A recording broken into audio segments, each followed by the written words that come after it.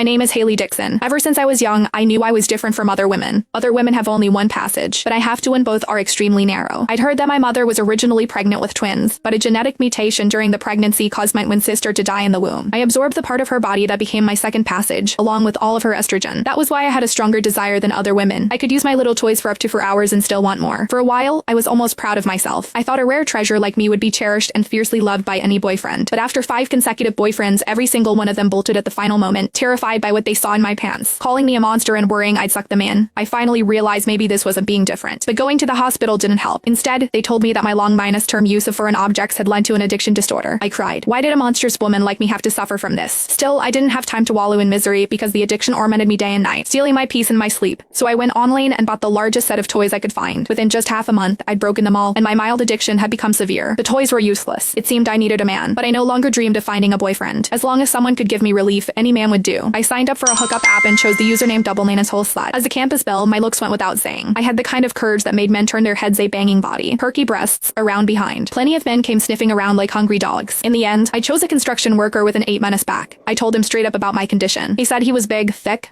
and long lasting, and that it'd be like a threesome she'd definitely make me see heaven. My legs went weak just hearing it. That very night, we agreed to meet in the campus grove. He stood nearly 6- for next to him. I felt like a child. He was so excited that he lifted my skirt right away. I bit my lip and spread my legs, ready to when I heard him let out a scream like he'd seen a ghost. Holy shit, the hell is this? He jumped back, staring at me in horror. My heart shattered. Even such a rough man was disgusted by me. If he wouldn't do it, then no man would. I threw away all shame. You're already here. Please, just do me. I'm begging you, I'm going crazy from the itch. Seeing him turn to run, I grabbed his pants leg in a panic, crawled in front of him, stuck up my round ass, and wagged my head like a dog in heat, begging to be mounted. Maybe it was pity, maybe something else he agreed to try. But in the end, his member went limp before we even started. As he left, he said, "Girl, you're real pretty, but this is too much. I just can't get it up tall." I cried. Tears of helplessness slid down my cheeks. Was there really no man in this world who could satisfy me, except one born with 2 reproductive organs? I don't know how long I cried until I fell asleep. When I opened my eyes again, it was dark. I straightened my clothes and walked out of the grove. That was when I heard a man and woman arguing nearby. The girl was fairly tall, hands on her hips, voice loud with accusation. "You're a monster. Your thing is like a wild donkey and there are 2 of them. It's terrifying. I'm not about to bleed out and die." The guy was tall and handsome, with the kind of defined, smooth muscles that came from serious training, but he was practically begging her, "You haven't even tried it, and since we're already here, why not give it a shot?" That sounded so familiar. "Try it, my ass. The only one who could handle you is an alien." She turned to leave, but he grabbed her arm, faced with the guy's relentless pleading. The girl was at a loss. Then she spotted me. Her eyes lit up, and she hurried over. "Actually, I'm a lesbian. I like girls. I only agreed to meet you because I thought you were bluffing. See? My girlfriend's here to pick me up." She leaned close and whispered, "Hey, do me a favor." The next second, she planted a loud kiss right on my cheek. "See that?" Then she grabbed my hand and ran off, leaving the guy standing there questioning his entire existence. After we put some distance between us, she told me what happened. She hadn't had a hookup in 6 months. On the app, she'd come across a guy who went by Dual Base God.